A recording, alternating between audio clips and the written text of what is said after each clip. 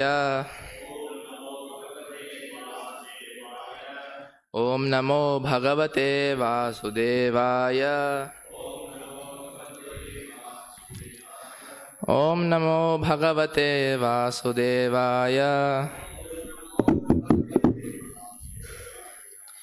Today we are reading from Srimad Bhagavatam, Canto 10, Chapter 20, Verse 21. Please repeat. Pitva apaha padapaha padbhihi asan nana atmamurtayah prak kshamaha tapasa shantaha yatha kamanusevaya pitva padapav padbhir pitva padapav padbhir asannanatmamurtayah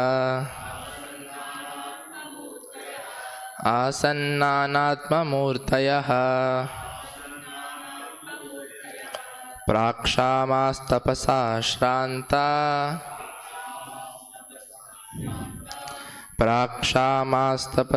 shanta yatha kamanusevaya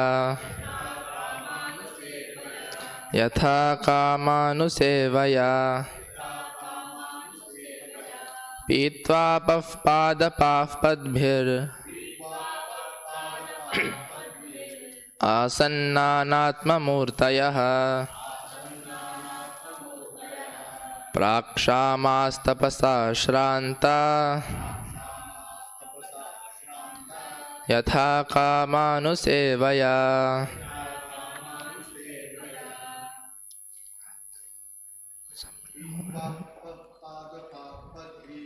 pitva padapav padbhir nanatmamurtayah prakshamaस्तपसा shranta yatha kamanusevaya.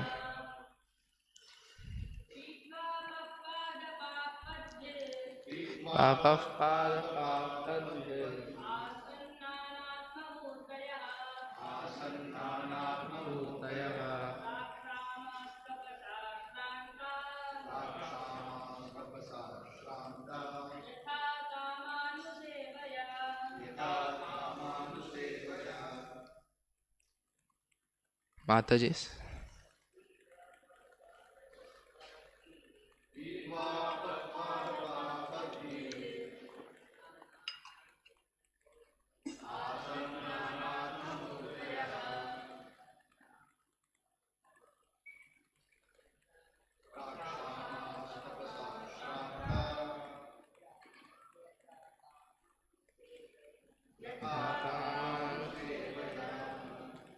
So we'll read one word-to-word translation. Pitva, having drunk. Apaha, water. Padapaha, the trees. Padbhihi, with their feet. Asan, assumed. Nana, various. Atma Murtayah, bodily features. Prak, previously. Kshamaha, emaciated. Tapasa, by austerities. Shantaha, fatigued. Yatha, as. Kama anusevaya, by enjoying acquired desired objects. Translation and purport by the disciples of His Divine Grace Srila Prabhupada. Translation. The trees had grown thin and dry, but after they drank the newly fallen rainwater to their feet, their various bodily features blossomed, Similarly, one whose body has grown thin and weak from austerity again exhibits his healthy bodily features upon enjoying the material objects gained through that austerity. Purport. The word pada means foot and pa means drinking. Trees are called padapa because they drink through their roots, which are likened to feet. Upon drinking the newly fallen rainwater, the trees in Vrindavan began to manifest new leaves, sprouts, and blossoms, and they thus enjoyed new growth. Similarly, materialistic persons often perform severe austerities to acquire the object of their desire. For example, politicians in America undergo grueling austerities while traveling about the countryside campaigning for election. Businessmen also will often deny personal comfort to make their business successful. Such austere persons, upon acquiring the fruits of their austerity, again become healthy and satisfied, like trees eagerly drinking water after enduring the austerity of a dry, hot summer.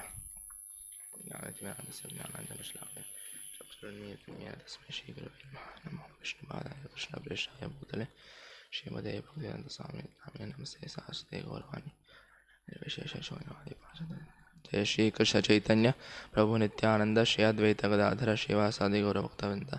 हरे कृष्ण कृष्ण कृष्ण हरे हरे, हरे राम राम राम हरे हरे. पीत्वा पद्भिरासन्नानात्ममूर्तयः प्राक्षामास्तपसा श्रान्ता यथा कामानुसेवया. The trees had grown thin and dry, but after they drank the newly fallen rainwater to their feet, their various bodily features blossomed. Similarly, one whose body has grown thin and weak from austerity again exhibits his healthy bodily features upon enjoying the material objects gained through that austerity. Hare Krishna. So today we are discussing here this verse which is speaking about the trees and plants and creepers in Vrindavan, that they became dry after the summer season, and now after the rain they again became nourished and they started giving leaves, fruits, and like leaves and other, they became green again. I remembered one incident, I believe it was on a morning walk. Prabhupada asked his disciples, like, do you know which living entity eats to his or drinks to its feet? So the devotees didn't know the answer, but then Prabhupada said trees, that they are called padapa because they drink water through their feet, means through their roots, which are likened to feet. And also we can see here that they have grown dry. They're suffering through the summer season is likened to business people or materialists, politicians who suffer, they perform austerity and then they gain some material benefit. So also it comes to the mind that Hiranyakashipu, he performed so many austerities, severe austerities for so many thousands of years, and after that he got some material benefit. He got the benediction of Brahma, and but still we can see he was smart, maybe even over smart. He wanted to outwit Brahma and the Lord. So he first asked for immortality, but Brahma said that even he is not immortal. And then later we see that he asked so many list of questions, list of benedictions, that I should not be born on the earth or in the sky, in water, on land, inside or outside, by any weapon, like that. So in that way he thought he is immortal. But then we saw the Lord is much more smarter, he is all-knowing, so he took the form of Nrsimhadev and then he killed him. So in that way we see that how much ever the materialists, they can try for, they may undergo so much difficulty, pain, and they try to get some material benefit, but we can see that the material benefit will never be it will never be eternal. We also see here in the purport they speak about politicians, business people. There are business people, I personally have met some people, I was discussing some people, they say they are going, they everyday travel to work for 4 or 5 hours to a different, from one state to another state, 4 or 5 hours, and they come back in the night. So they get up 4:30, 5 o'clock, they have train at 5:15, 5:30, they reach the place at 10, 11 o'clock, then they have again then again they have in the evening 6 o'clock and they train and they reach back home at 11 o'clock. And the whole day they are like working hard. People like work 10, 12 hours, even more than that, some people. This we can see it's a suffering, like they take that austerity to get some little material benefit, which is also not going to be eternal. And it's like working, like Prabhupada often he says they are like asses, because asses, just the carrot is in front of the nose, but when the donkey moves, the carrot also moves, but it's thinking that I will get the carrot. So in that way, this materialistic people, they are also suffering, but they're thinking, no, I'll get the material benefit, I'll get the some fruit. And when they get little bit, they think, okay, yeah, see, I got it. But then that is also temporary, so they don't get that for eternity. And here it's like the example is given that like the rainwater, they drink and they become nourished. Similarly, materialistic people, by their austerity, whatever money or whatever possessions they gain, so they in that way they become nourished, and they become, in the purport said, healthy and satisfied. They again become healthy and satisfied. But here we can see that, okay, healthy and satisfied, but the satisfaction is not it's not eternal satisfaction. Also in some, here in the same chapter, verses 37, that is interesting. The autumn season starts. So there, so like the fish swimming in the increasing shallow water did not at all understand that the water was diminishing, just as the foolish family men cannot see how the time they have left to live is diminishing with every passing day. So it's like, then we see like rainy season has come now, so now they are nourished, but soon of course autumn season, then summer season, so again they will dry out. Similarly, materialist people, they get some material benefit, but again they will have to undergo the severe austerity to again get some small material benefit. In the here Prabhupada, in light of Bhagavata, for this 37th verse, in the purport, I'll just read some little portion of it. That about politicians he is speaking, that foolish politicians are too attached to my family life. A big politician means a big family man. An ordinary family man is attached to his limited family of wife and children. But big politicians extend the same family feeling to a wider circle and thus become encumbered by false prestige, honor, and self-interest. So like this qualities like false prestige, honor, all this is like nourishment for him, like kind of he gets satisfied when he gets prestige. And also business people, they are like smaller families, but they get the money, they think they can enjoy. But of course, in the end of this paragraph, Prabhupada says, they are foolish because they think that their attachment to the family, even at the end of their lives, will be able to protect them from the cruel hands of death. But of course, when death comes, they won't be able to save themselves. It will take everything, all the possessions away. So I was just thinking that here it said they are nourished, but again later when the summer season, autumn season comes, again the plants will dry out. And similarly, these also, the business people or whatever materialistic people, they won't have the enjoyment for eternity. They will also like have to again undergo these austerities. And I will read the purport of this verse 21, from this Light of Bhagavata.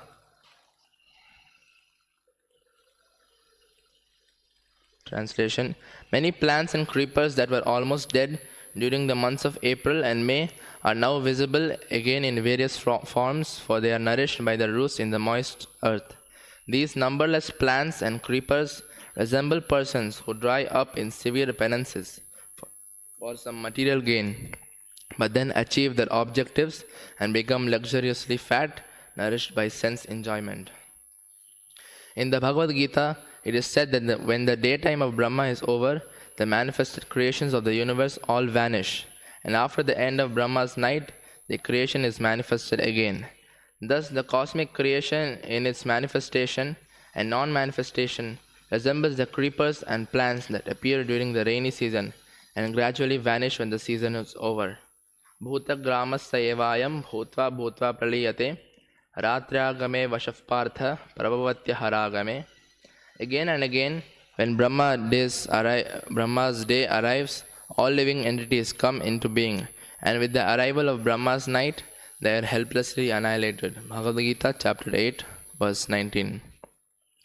Even when the plants and creepers are no longer to be seen, their seeds remain, and these dormant seeds fructify in contact with water. Similarly, the seed-like spiritual sparks, who are dominated by the desire to lord it over the material nature, exist in a dormant state after the cosmic manifestation is annihilated. And when the cosmic manifestation reappears, all the silent living beings within the womb of material nature come out and engage in sense enjoyment, thereby growing luxuriously fat. To attain liberation, one must be completely purified of perverted forms of desire. A living being cannot snuff out desires, and to practice artificially erasing the actions of desire is more dangerous than the active desires themselves. All desires should be reformed and directed towards spiritual activities. Otherwise, those same desires will repeatedly manifest themselves in different varieties of material enjoyment, thus conditioning the living being perpetually in material bondage. So here in the purport, Prabhupada, in the translation, he says that the creepers and plants of Vrindavan, so they dried out, and now because of the rain, they are again nourished. And the purport, he gives a little bit another twist to the analogy. He gives a little bit different aspect. Like he speaks about the day of Brahma and how the annihilation, and like during the day when Brahma's night appears, all manifested, means all the living beings, they become unmanifested, they like go into a dormant state. And then when again Brahma's day comes, they again come out from the dormant state, and then they again continue enjoying the material world. And then again we can connect to this verse that then they undergo more severe austerities, and then they get some enjoyment. So of course we were discussing that of course whatever they get, the result which they will gain is not eternal. They will enjoy for some time, but again they will suffer. I just remembered one story of Akbar and Birbal, that one time, out of some reason, Akbar he like banned, there was a wall, like place where many sadhus used to sit. So he like said, no more, nobody, like no beggars or sadhus should sit on that wall. It's like a royal wall, nobody should come. So then Birbal, he somehow found it odd. He didn't like the idea. He thought like, it's many years it's been like this, and we should respect them. We should not just throw them out. So one day Akbar, he was walking near that royal wall. Then he saw a mendicant lying down there, and then he woke him up and he asked him like, why are you sitting here? Don't you know the rule? He asked, but like, why are you telling me, is this your property? Is this yours? Then he says, yes, it's mine. He says, but before you, who was the king? So he says like his father, I forgot his name, Babar or something. So then he asks, and before that? Then he says like his grandfather. And like that he says like few generations. Then he says, so see, they all were kings of this place, of this country, but they all died and they left this. Now you have got it, so you think it's yours. So, but next you will also pass it to your son or somebody. So it's not eternally with you, so you cannot claim it your property. So, and you should allow everybody to use it commonly.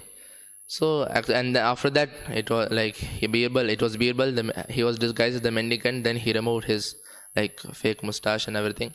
But in the sense, he was just trying to say that everything is like temporary. It's not that you will always be the king of this kingdom, and this palace or this wall will be for you. So in that way, I just wanted to connect that story, that just want to rate that story, that everything is temporary. Whatever you may have for some time, you will lose it, or you will give it to somebody else. You won't be able to have it every time. Like also I remember Alexander, he wanted, when there was procession of his dead body, he wanted people to throw whatever he had collected, whatever money he had collected, to throw it on the streets, and to keep his arms like outstretched like this, that now he is going like he's dying with empty hands, that he can't take anything. Like he conquered so many kingdoms, but he couldn't take even a single paisa, so nothing he could take. So but now, like for what should be austerity performed, we will discuss about like what should be the goal of austerity, what should be the goal of life. So we can see that austerity here is performed for the material benefit. The people are undergoing so much pain and suffering just for the material benefit. They don't have any interest in spiritual life, and they're just continuing their life without any goal. They just work hard like ass, then they get some little pleasure. I forgot the verse. In the Bhagavatam it said that Nidraya hriyate naktam vivayana chavayava. So there, like, daytime they work like heavily like asses, and nighttime by food and then sense enjoyment, they like the time of the night also passes. So they are working hard, and nighttime some sense enjoyment, but also nighttime they have to sleep also. So it's, it's suffering. Like if you are working whole day and then nighttime some sense enjoyment, and then again next day, and this continues like every day, every year, like it's continuously for years is going on. So there's no goal of life, but there should be. So here in the light of Bhagavata, Prabhupada is saying that to attain that a living being cannot snuff out desires, and to practice artificially erasing the actions of desire is more dangerous than the active desires themselves. So Bhagavad Gita, Krishna also says, Mityacharasya uchyate. A person, he is contemplating on the sense objects, but he acts as a sadhu as if he is not even at all, like as if he is sadhu, he doesn't want any sense enjoyment. But in the mind he is always thinking about the sense objects and how he can enjoy. And also he may privately, without anyone seeing, also he might try to do some enjoyment. But so that is like wrong. That's Prabhupada, that's why he's saying that even that is even worse than trying to fulfill your desires, like the business people, materialistic people who are fulfilling their desires. It's even worse than that, to like show off that you are desireless, that you are like pure. So that is even worse than that, because then it will come to a limit that you won't be able to control the desires, and then you won't behave properly, in the sense you won't be able to be composed. So also then after that he says, Prabhupada says that all desires should be reformed and directed towards spiritual activities. So this is the thing. So if you want to attain the goal of life, which is Krishna Bhakti, Krishna Prema, going back to home, back to Godhead. So not that we should be desireless like the Shunyavadis or Mayavadis. They say we should like stop all desires, stop all action. It's not like that. We should just direct our activities, our desires for the Lord's service. Like whatever you are good in, whatever art you are good or skill, we just use that for the Lord's service to please Him. And so that is also like in Bhagavad Gita, Karma Yoga is there. So slowly, whatever action you do according to your work, you serve the Lord. So in that way, you will be able to attain liberation. Any other work which you do for yourself, it will bind you. Yajñarthat karmano yatra lokoyam karma bandhanaha.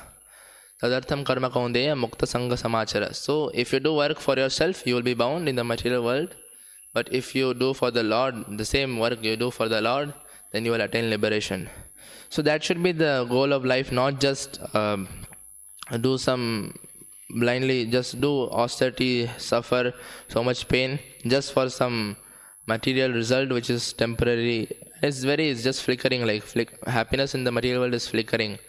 So yeah, and so that's, if we don't direct our desires to the Lord's service for the Lord's pleasure, then we will be bound continuously. We will be perpetually bound we'll be in the cycle of birth and death.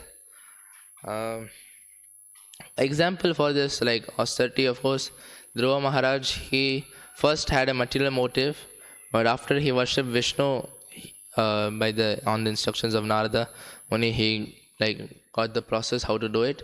But after that, when he saw the Lord, immediately he was purified, and then the Lord placed his conch on his head, and then he got all the knowledge. But then he was saying that whatever I wanted, all this Brahma's like a kingdom which is greater than my grandfather who was Brahma. So he says that it's like broken pieces of glass, all this material enjoyment. But now I have a diamond with me, so I don't want that. But still the Lord gave him that position in Dhruva Loka. But still we can see that austerity should be performed like Dhruva Maharaj, he performed austerity for Lord Vishnu. So like that austerities and of